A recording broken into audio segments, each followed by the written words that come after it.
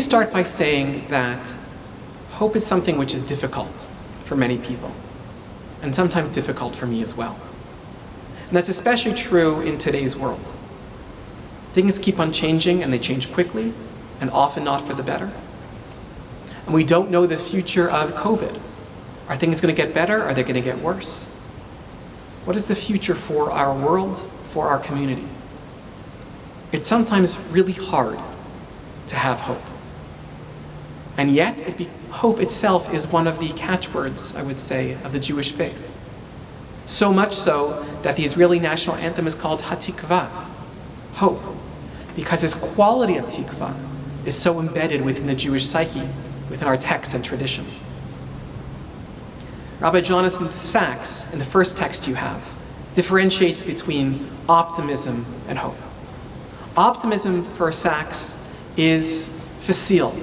It doesn't mean much. It just says, yes, things are going to get better. Hope, though, for him is something deeper and perhaps more difficult to get to. It's the belief, he writes, that if we work hard enough together, we can make things better.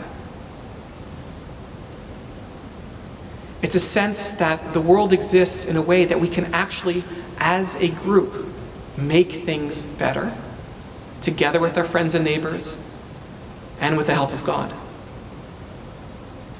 Rabbi Nachman of Breslov talks about the idea that if breaking is possible, fixing is possible. It's a beautiful thought. But there's a sense there that you're going backwards. Right? If you broke something, you could fix it, but that just makes it the way it was. And I like to think that though he is right, and I love the way he thinks about it, that we can actually not just fix things, but make them better than they ever were before.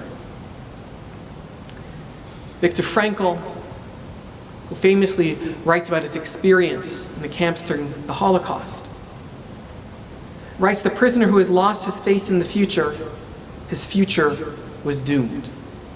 That the moment you lose faith that there is something better that can come, you're done for. That it's actually incumbent upon us as Jews to develop that capacity for tikva, for faith. And finally, the text from the Talmud. There are famous questions which are asked according to Rabbi when we die and we want to enter into the world to come. And there's two of them I want to point out, and they come in order, I think, for a reason. First, did you engage in procreation? And secondly, did you have hope for salvation? Having children, I think he's intimating, is itself a hopeful act.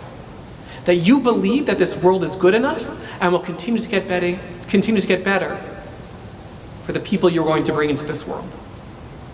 And did you have hope for salvation?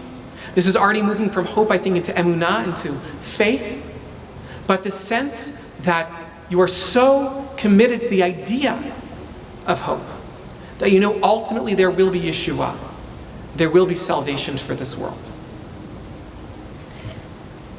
I think it's easy, and sadly so, to wake up in the morning and just look around and say, oh, what's the point?